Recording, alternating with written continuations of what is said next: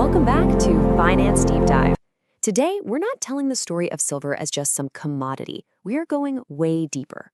We're analyzing silver as a pure financial asset, its rise, its crash, and what those epic moves teach us about capital, leverage, and policy. All right, let's just jump right into the big idea. Silver isn't just a metal. It's a financial stress signal. Think of it like a barometer for the entire system.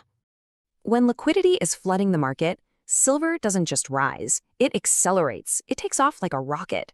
But, and this is the other side of the coin, when that leverage tightens up, it collapses. Just as quickly. You see, those cycles, that incredible boom and bust, they reveal something fundamental about how markets really work, a secret that most investors completely miss.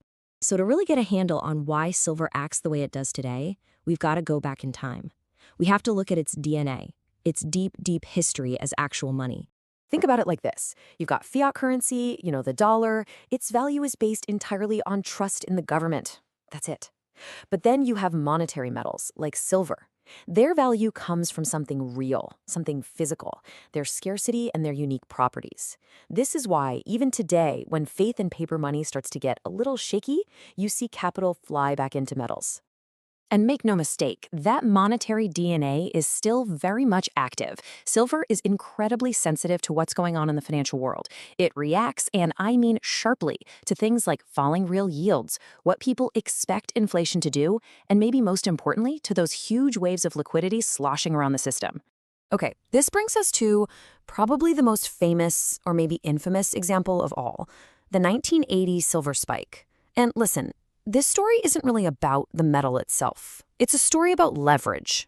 So let's just walk through exactly what happened. In 1979, with inflation fears running wild, some very concentrated buying starts pushing the price higher and higher, eventually peaking near an incredible $50 an ounce. But then came the turning point. In March of 1980, the margin rules were tightened. Now, this is so important. This wasn't about sentiment changing. It was a purely mechanical trigger that forced a wave of liquidations, and the whole thing came crashing down. So the key lesson here, the thing you absolutely have to burn into your brain, is this. Silver didn't collapse because the story was over. It collapsed because the leverage that built the skyscraper was suddenly yanked out from underneath it. All right, so let's bring this into the modern era. What drives silver's price today? Well, you can think of it as a vehicle with two powerful and very different engines. One is monetary policy, and the other is industrial demand. So first up, that monetary engine. It's a pretty simple chain reaction. Central banks start easing policy. That causes real yields to fall. And when that happens, the opportunity cost of holding an asset like silver, which pays no yield, drops like a stone. What happens next? Silver tends to respond. And it often responds very, very aggressively. But here's where silver gets really interesting and totally different from gold.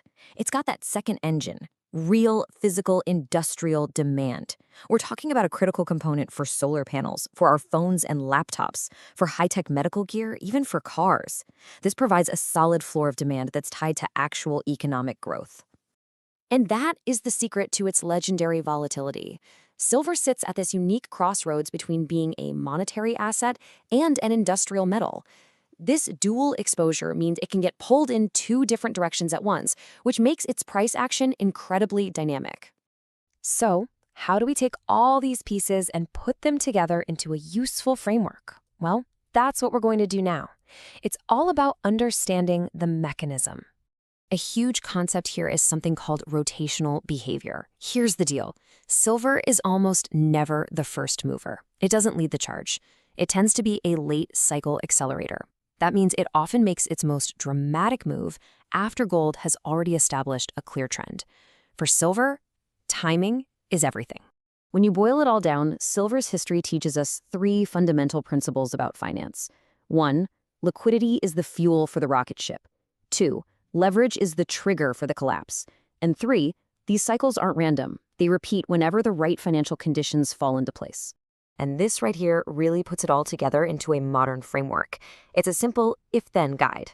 If you see persistent inflation and declining real yields, the conditions are ripe for silver to accelerate. But on the flip side, If you see policy getting tight and leverage compressing, you should expect a sharp, painful retracement. Understanding the difference is absolutely key. So the ultimate takeaway is this. Silver isn't inherently a safe haven or a speculative bet. It's neither. Its behavior is entirely conditional on the financial environment around it. Look, silver's history isn't about nostalgia. It's about mechanics, liquidity, leverage, rotation.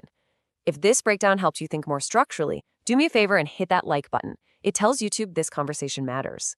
And I'd love to know what you think. Comment below. Do you see silver as a hedge, or is it a high beta trade? And of course, make sure you subscribe to Finance Deep Dive for structured financial analysis without the noise.